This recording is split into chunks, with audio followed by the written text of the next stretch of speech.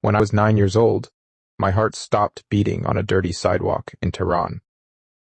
Not in a hospital, not surrounded by machines or doctors. Just in the middle of the street, noise, dust, people rushing past until suddenly everything stopped. And in that moment, somewhere between life and death, a man I had never truly believed in took my hand, showed me things I couldn't understand, and then sent me back with a sentence I've never been able to forget. Tell them I warned you. My name is Armin. I was born and raised in Tehran. I grew up in a Muslim home, nothing extreme, nothing unusual. Just a normal family trying to live a normal life in a place where normal is already hard enough. And what I'm about to tell you isn't something I read or imagined or turned into a story later. It's something that happened to me. It's the reason I still wake up some nights with my heart racing, with the taste of dust and blood in my mouth, and the sound of his voice still clear, like it never left. So if you're listening right now, just stay with me for a few minutes.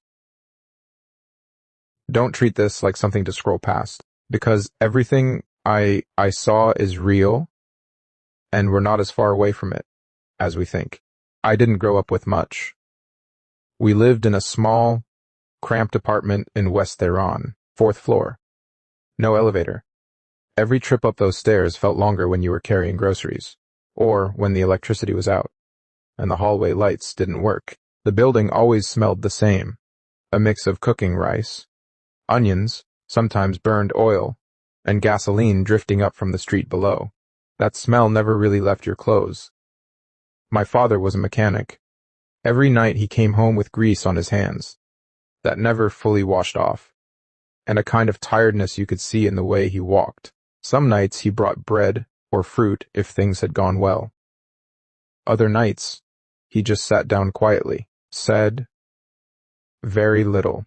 Those were the nights you could feel the weight in the room. He loved us. I never doubted that. But love doesn't fix everything, not when prices keep rising. Not when work is uncertain, not when a man feels like he's failing his family, even when he's trying. My mother was different. She held everything together. She knew how to stretch almost nothing into something. A pot of lentil soup could last 3 days if she needed it to. She could take torn clothes and make them look good enough that no one at school would notice. At night, she would sit quietly with a cup of tea, whispering prayers under her breath, not loud, not performative, just quiet conversations with God, asking for strength for my father, asking for protection, asking for a future for me that looked better than the life we were living. We weren't religious in a strict or extreme way. We weren't political either. We were just careful, like most people. You learn early where not to speak too loudly, what not to question, what to agree with. Even if you don't fully understand it, religion, for us, was part of that rhythm. We prayed. We followed the rules. We did what we were told, and we didn't ask too many questions. That last part was always difficult for me, because I had questions. A lot of them. I wanted to understand how things worked. I used to take apart broken radios, or small electronics, just to see what was inside, even if I couldn't put them back together afterward. But my questions weren't just about objects. They were about God, about why he felt so far away, when everyone talked about him like he was close, about why fear seemed to be such a big part of faith, about why it felt like I was supposed to say words I didn't fully understand, and somehow that was enough. But I learned quickly, questions could make people uncomfortable, sometimes even angry, so I stopped asking them out loud. I kept them to myself. On the outside, I looked like a good kid. I prayed when I was supposed to. I listened. I didn't cause trouble, but inside, there was this quiet feeling I couldn't explain, like something was missing, like I was hungry for something, but didn't know what it was. The day Everything changed, started, like any other. It was a Thursday. The hallway light flickered the way it always did. The neighbor's baby cried through the wall. Somewhere downstairs, someone was arguing loudly enough for the whole building to hear. My father had already left for work. All that remained was the faint smell of cigarette smoke and the memory of the door closing behind him. My mother handed me a small glass of tea and half a piece of flatbread. She smoothed my hair the way she always did, like she was trying to fix more than just how I looked. Then she kissed my forehead. "Listen to your teachers," she said. "Don't fight. And when you cross the street, don't run." She said it every day. Then she pressed a few crumpled bills into my hand. "Buy bread on your way home, fresh, if they still have it." She paused for a second. "And don't lose the money." I nodded, tucked it into my pocket, and ran down the stairs, 2 at a time. I was 9 years old. You don't think about death at that age. You think about food, friends, getting through the school day. You assume you'll come back home later. School felt like every other day. Sami classroom. Same worn desks, same cracked chalkboard. The teacher talked. We copied. Most of us weren't really listening. By the time the final bell rang, my stomach was already growling. Kids rushed out into the street like a wave. Laughter.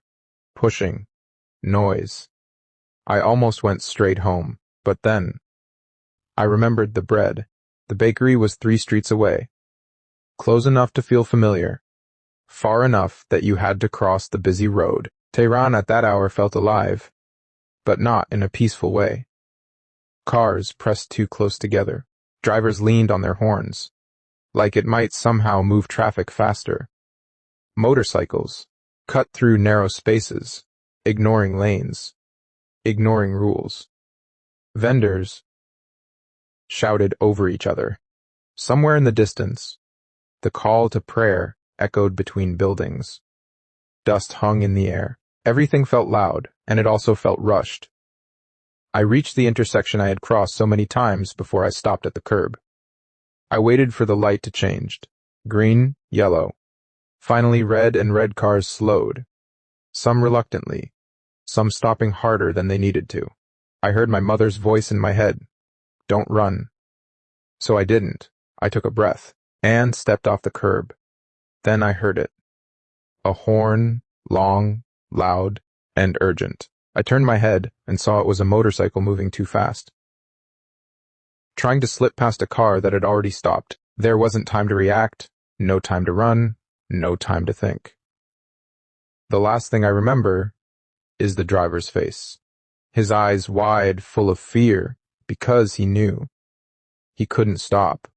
And then everything shattered. The impact hit before I could even process what was happening. A violent force slammed into my side. For a split second, I felt weightless, like my body didn't belong to me anymore. The world flipped sky, ground, sky again. Then the pavement rushed up, and everything went black. People always ask me, did it hurt when you died? The crash did. The braking, that hurt. But the moment I actually left my body, no, that part didn't hurt at all. 1 second, there was nothing, no sound, no light, no feeling, just absence. And then I was there, not on the ground. I was hovering, looking down at the street. At first, I didn't understand what I was seeing. There was a small body lying in the middle of the road, twisted in a way that didn't look right. One shoe missing, a dark stain spreading beneath the head. People were gathering, voices overlapping, panicked, loud. Someone shouting for help, someone else saying, "Move back." And then I saw the man on the motorcycle, still sitting there, frozen, his hand shaking, repeating the same words over and over again. "Oh God, oh God, oh God." It took a few seconds, maybe longer. But eventually it clicked. That body was mine. You would think that's the moment I would panic. I was 9 years old. I should have been terrified, but I wasn't. Instead, there was this strange calm, like a blanket being placed over everything. The noise of the city started to fade, not suddenly, slowly, like someone turning down the volume of the world. The colors dulled, the edges softened. Everything below me started to feel distant. Then I saw her, my mother. She pushed through the crowd. Like nothing could stop her. Her scarf had slipped back. Her hair was loose. Her face. I had never seen it like that before. Not just fear. Panic. The kind that comes from knowing something is very wrong before anyone has said it out loud. She dropped to her knees beside my body, grabbed my face in both hands, and started shouting my name. Armin, Armin, look at me. Open your eyes. Don't sleep. Don't leave me. Wah. Her voice cracked with every word. She pressed her ear to my chest, then pulled back, shaking. Her lips were still moving. I could see her speaking, praying, begging, but I couldn't hear her anymore. Not clearly, not the way I should have. It was like I was already too far away. And in the middle of all that chaos, a thought came quietly. So this is it. No anger, no fear. Just a heavy, quiet sadness. Then the world below me began to fade, not all at once, slowly. Like the brightness of a screen being turned down. The crowd blurred. The street softened. My mother's voice became an echo. And then something else appeared above me. At first, it wasn't a shape. It wasn't a tunnel. It was a pull. A gentle pull, but undeniable. Like something was drawing me upward. Not forcing me, not dragging me, just calling me. And I went.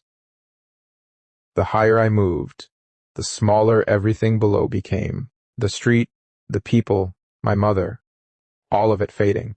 And ahead of me there was light. That's the only way I can describe it. It felt alive. If you could take every moment you've ever felt safe, every time you've been loved without conditions, every moment someone held you when you were breaking, and turn all of that into light. That's what it felt like.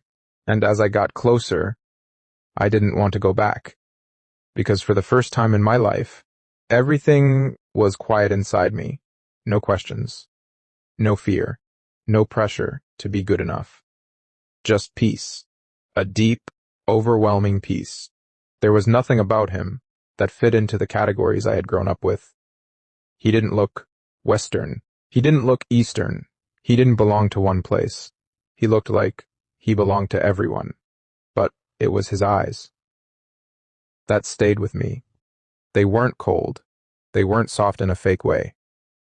They were knowing. Like he had seen everything. Every pain, every evil, every broken thing in the world, and still chose love. He looked at me, not just at me, but into me. And then he spoke, Armin, just my name.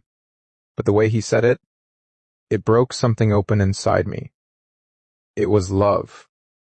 Like he had always known me, and in that moment I knew who he was, or at least part of me did. Another part resisted, because what I had been taught didn't match what I was seeing. This couldn't be him. Not like this. He stepped closer, and that's when I saw his hands. Scars, deep and round. Right, in the center of both palms, not fresh, but not gone either. And something about that confused me. A simple thought crossed my mind. Why would someone in heaven still have wounds? He smiled, just slightly, like he had heard me. He said softly, Love leaves marks, Armin, and I kept mine. Then he said something that changed everything. I am Jesus. Not a title, not a role, a truth. And in that moment, everything I thought I understood about God shifted. He wasn't distant. He wasn't cold. He was standing right in front of me, and he knew my name. He held my hand, and everything around us shifted. The light didn't disappear. It just softened. like a curtain being pulled back. Suddenly, we weren't standing in that endless brightness anymore. We were above the earth. At first, I didn't recognize what I was looking at. Then, slowly, the shapes became familiar. The mountains, the coastline, the spread of cities. Wak, Iran. We were above my country, but it didn't look the same. Not exactly. There was something in the air, something heavy, like the feeling right before a storm breaks. Time began to move strangely, days folding into seconds. Scenes overlapping. I saw government buildings, long hallways, closed doors. Men in suits and robes, speaking in urgent, controlled voices. Faces I had seen before, on posters, on television, in classrooms. Faces that were always serious, always confident, but not here, because here they looked uncertain.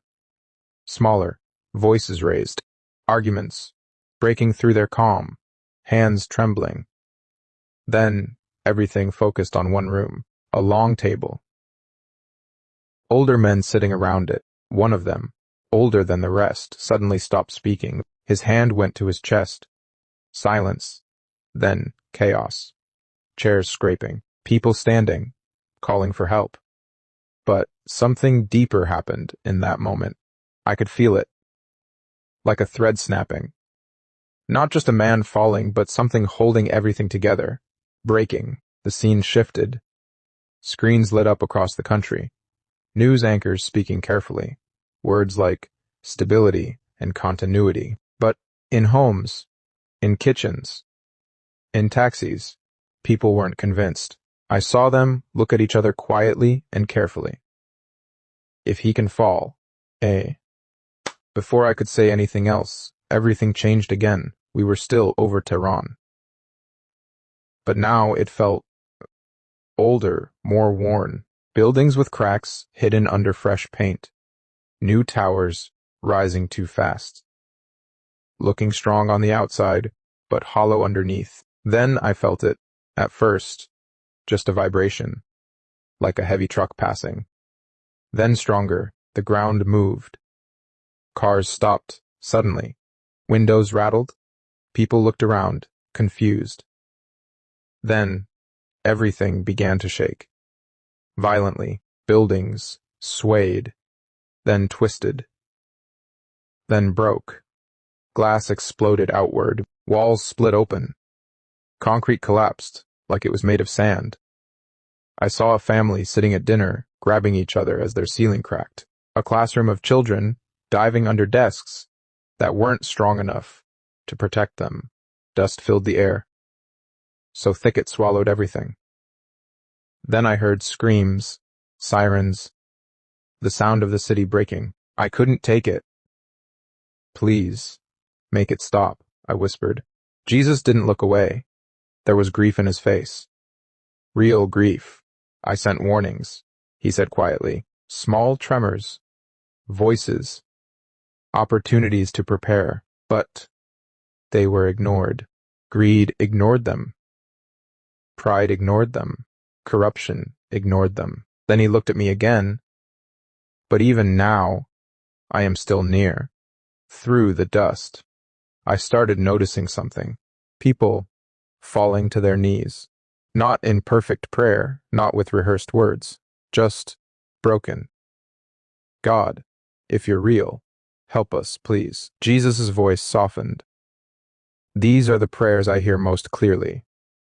The ones that finally admit I can't save myself. The destruction faded, and in its place, something quiet began. Small rooms, closed curtains, dim lights, and 5 people sitting in a circle, passing around a worn book, carefully like it was something fragile, something forbidden. I saw a woman explaining a story, her voice barely above a whisper, about a shepherd who leaves 99 sheep to find one lost one. People listened, with tears in their eyes. I saw a young man reading about Jesus, his hands shaking, his voice unsteady, talking about forgiveness, about mercy. Words they weren't used to hearing. They weren't shouting. They weren't trying to convince anyone. They were just hungry. I saw baptisms in bathtubs, water spilling over the edges, people crying as they came up out of the water. I saw mothers praying quietly over their children, tracing the sign of the cross with trembling hands. Fear was still there, but something stronger was growing. Jesus smiled. Persia has not forgotten me, he said. They've been told lies about me, that I'm foreign, that I'm an enemy. But when they see the truth, they hold on to it. Then I saw something even bigger. Screens, video calls, connections across countries, an Iranian man, an American pastor, an older woman somewhere far away, all praying together. No flags, no politics, just family. There is no black church, Jesus said softly. No white church, no Persian church. There is only my church. Ah, the view expanded again beyond Iran, Lebanon, Iraq, Yemen, Syria, places filled with tension, conflict, men carrying weapons, flags raised, voices shouting. For years, I could feel its support flowing from Iran, like veins feeding a system. But then, those veins began to dry slowly at first. Delayed shipments, confused orders, leaders turning against each other. And then, everything started breaking apart. Groups turned on each other, then on civilians. People who once supported them, now feared them. Mothers pulling children indoors, streets going quiet when trucks passed. And then something unexpected. Fighters leaving at night quietly, dropping their weapons and walking away, carrying something heavier than guns. Shame. I saw some of them in small rooms, sitting in silence, looking at Bibles, asking, "Can someone like me be forgiven?" Jesus watched. What was built in darkness will not last, he said. And in its place, I will raise something new. Not an army of violence, an army of peace. People who know what forgiveness feels like. Then everything went still. Too still. Then out of the silence, a man appeared. Not loud or not aggressive, but calmly, smiling. And people listened.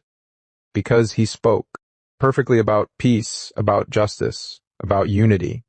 He quoted scripture, both familiar and selective. He made people feel seen, understood, and safe.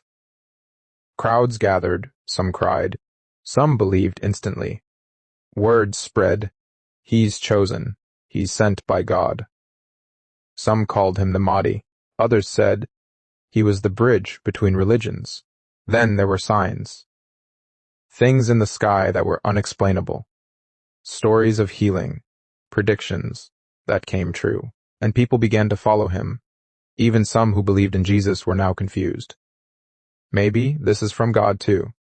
I turned to Jesus, and for the first time there was fire in his eyes. This is not from my Father. This is not my servant. His voice was strong now, unmistakable. He uses truth. Mixed with lies, he offers peace. Without truth, he will deceive many. Then he held my shoulders. Listen carefully, Armen. People will follow what feels right. Instead of what is right, they will chase signs. They will chase safety, and they will forget. He looked at his hands, the scars, then, quietly, almost pleading, "You must warn them when I return. There will be no confusion. The sky itself will testify." The visions faded and the light returned. And he looked at me. "Tell them I warned you." After the final vision, everything went quiet again. The images faded. The movement stopped. And suddenly, we were back in the light. Just me and him. For a moment, neither of us spoke. I didn't want to leave. I didn't want this to end. Because for the first time, everything made sense without needing explanation. He looked at me, not rushed, not distant, but with something I didn't fully understand back then. A mix of love and responsibility. "You won't remember everything at once," he said. "Some things will come back later when you need them." Some things will take years to understand. I felt something shift inside me, like I was being prepared to go back even before I was ready. Do I have to leave? I asked. My voice felt smaller now. He didn't answer immediately. Instead, he stepped closer, then leaned in and spoke quietly, directly into my ear. Tell them I warned you, our man. And just like that, everything changed. The light pulled away, or maybe I was the one being pulled, like falling backward through water. The peace I had was now fading. I could feel weights returning, darkness rushing in. Then impact. I slammed back into my body. Pain exploded in my chest. Air forced its way into my lungs like fire. I couldn't control it. I gasped, coughed. Sound came rushing back all at once. Voices shouting.